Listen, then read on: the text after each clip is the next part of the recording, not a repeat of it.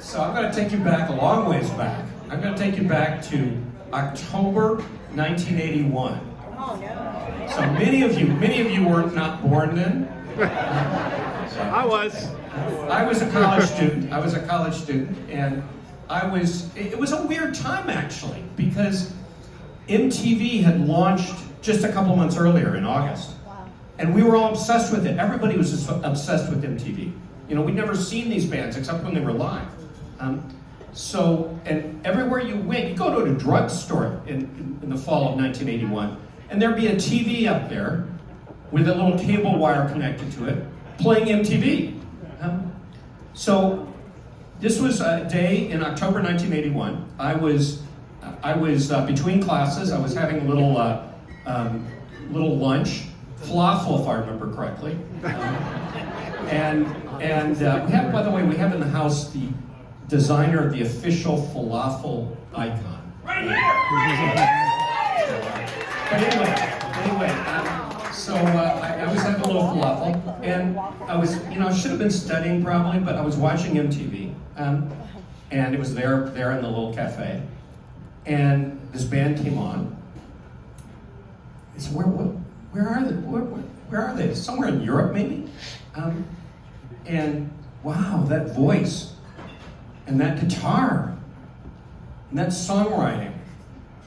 And well, they're singing in English, so no, now they're singing in Latin. Yeah. So after I got done with lunch, I walked over to School Kids Records. We were barbarians in those days.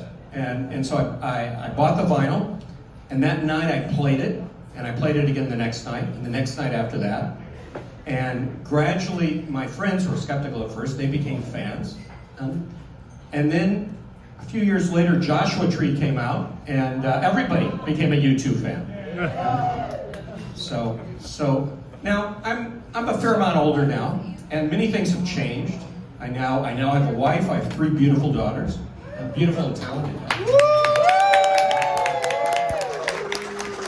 But one thing has not changed, interestingly.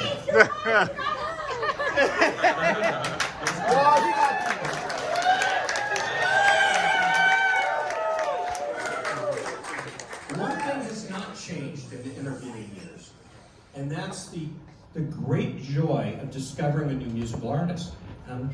That joy, that kind of that love at first listen joy. And so I want to go not so far back now, 5 years ago, 2019. I was seeing a band at DC Wharf at Pearl Street Warehouse. Some of you have been there. And I got there early enough to catch the warm-up act. And wow, that voice, that guitar, that songwriting, and she's singing about cooking for her kids, cooking with butter. So now at that point I was no longer a barbarian. All the way back home, back to Loudoun County, I queued up Karen Jonas and listened to Karen Jonas all the way back, and then listened again the next day, and the next day after that. And I've seen her and her band a few times since then, I think 7 times since then actually, including some of you have been with me at those concerts.